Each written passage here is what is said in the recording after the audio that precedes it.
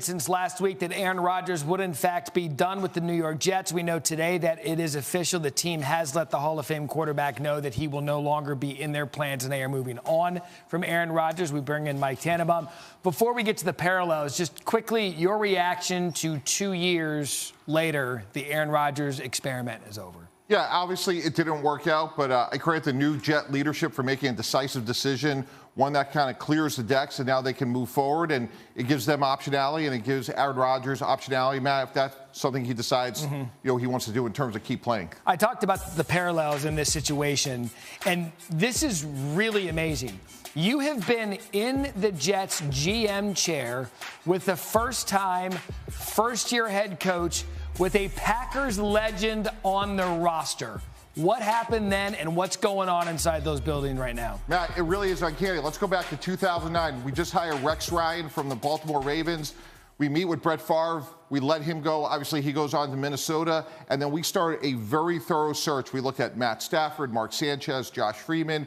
We looked at options in terms of veteran free agency, trades. And I'm sure Darren Muji, the new GM of the Jets, and Aaron Glenn will be very thorough in their process. What's fascinating to me is this, Matt. When you look at the draft, the top 10 teams, Tennessee, Cleveland, now the Jets, the Giants, possibly the Saints, depending on Derek Carr, and Las Vegas, 6 of the top 10 teams in the draft could be looking at quarterback. There aren't 6 first-round quarterbacks in the top 10 in this upcoming draft. Look, and I know that the players are different. The situation is very similar. Apples to apples, we were talking about pre-show. What was it about first-year head coach Rex Ryan and aging Packers quarterback, former Packers quarterback Brett Favre? What was it about that situation, much like this one, that you decided wasn't right for your franchise? Right. Ideally, in a situation back in 2009 and now is you're trying to reset things, and we felt like, wow, if we could pair Rex Ryan with a young quarterback, that would be an ideal situation. We were fortunate, worked out with Mark Sanchez, got to a couple championship games. And likewise, when you fast forward now, Aaron Glenn's the new person in charge in terms of the new head coach of the Jets. And in a perfect world, you're starting with a new, younger quarterback. Aaron Rodgers is going to be 42 this year. Even if he was there, Matt, you're looking at a Band-Aid at best. So to the extent you could reset things, it's really a good opportunity to do that. So now, get into the Jets' mind for a minute, because we just talked about all the quarterback-needy teams in the upcoming draft. We don't believe that there's maybe more than 3 first-round quarterbacks available. Free agency, you don't know what's going to happen there. Sam Darnold's a name, but you drafted him, and it didn't work out when he was there. So what would you do if you were the Jets, knowing right now you are in the market for a quarterback and you got to make a decision soon? Yeah, Matt, that's what's so much fun about the sport. You have to be thorough. You have to be patient. You know, there's a lot of rumors out there. We heard, could Matt Stafford be on the block, which would be shocking to me, to be candid.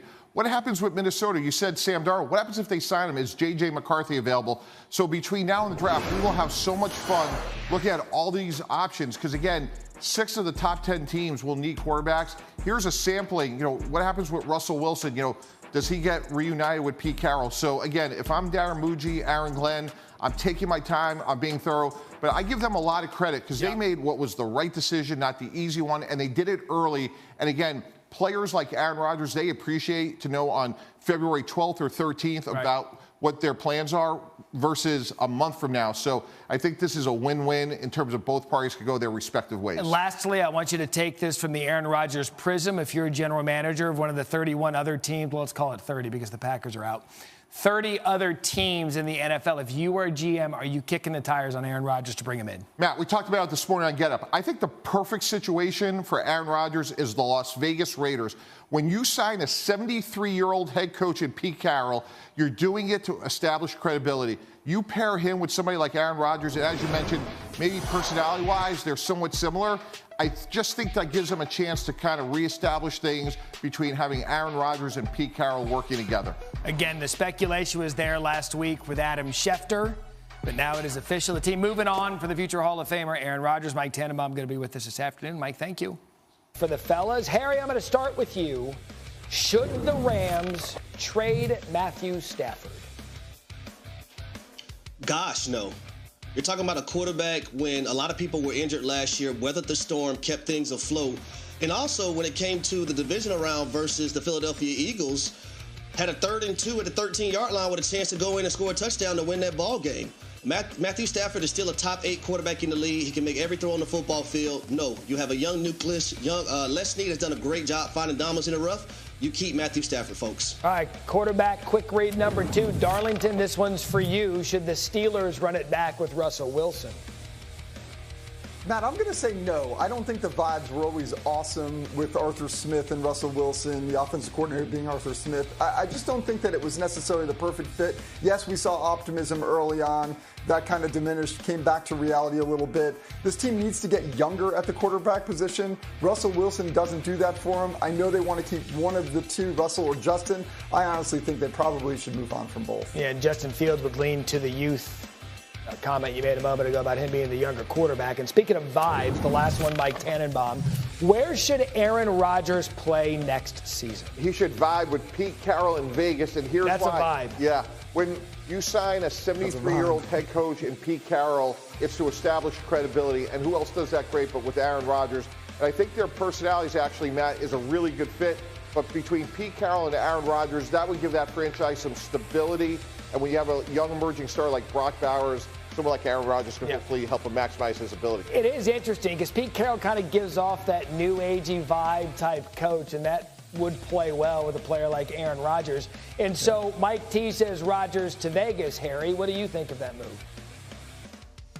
So I actually like that because you need a coach and a quarterback to contend and compete in that division. But I'm going to go with the Tennessee Titans. If they decide at number 1 overall that they're going to take Travis Hunter, why not bring in a veteran quarterback? We've seen in post-game pressures how Brian Callahan was displeased with Will Levis at the quarterback position. And trust me, as a guy who played for the Tennessee Titans my last 3 years in the NFL, I was displeased my damn self. So get a quarterback, a veteran guy, bridge gap or whatnot for a year or two. Try to make things work. We know he likes to run an empty formation from his days in Cincinnati with Joe Burrow. Get a veteran quarterback in there if you don't draft one number 1 overall.